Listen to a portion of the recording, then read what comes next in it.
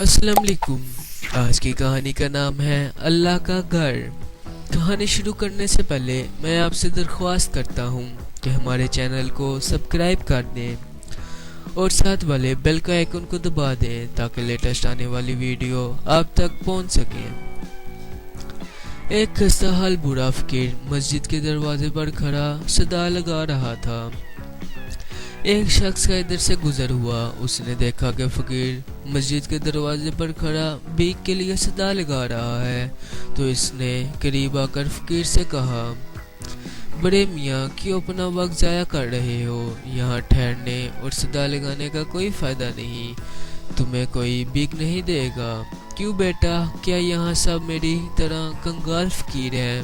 फकीर ने पूछा। यहाँ मांगना जुर्म है।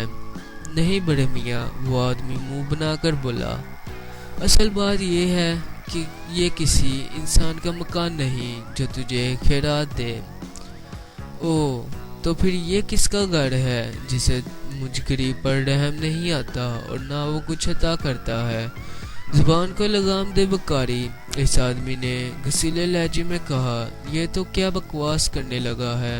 तौबा कर तौबा, इस घर का मालिक तो सारी कायनात का मालिक है, ये खुदा का घर है।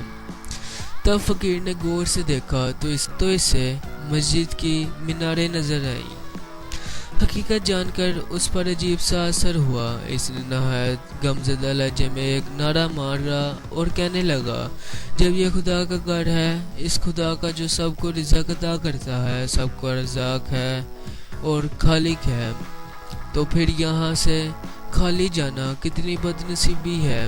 कितने दुख की बात है कि जब मैं किसी इंसान के दरवाजे से भी महरूम नहीं गया, तो फिर अपने खालिक और रज़ाक के दरवाजे से क्यों महरूम लौटूं? अकल के नाखून लो बड़े मियाँ।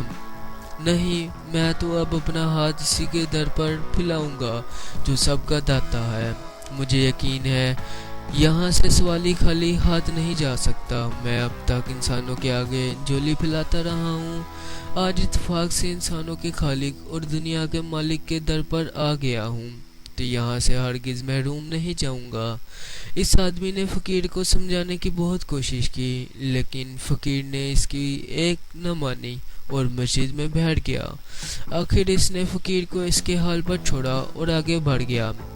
वो फ़कीर 1 साल तक जमकर मस्जिद में बैठा हुआ खुदा के हुजूर रोता धोता और फरियाद करता रहा। फिर इसी हाल में इसे मस्जिद में ही मौत का बुलावा आ गया। मरते वक्त नज़ाके आलिम में कमज़ोरी की वजह से वो बहुत तड़पा। सुबह के वक्त एक आदमी उस फ़कीर का हाल दरियाफ्त करने आया, तो फ़कीर चिराग शहर की तरह आखिरी सांसें ले रहा था और उसके मुंह से बड़बड़ाने की आवाज़ें निकल रही थी।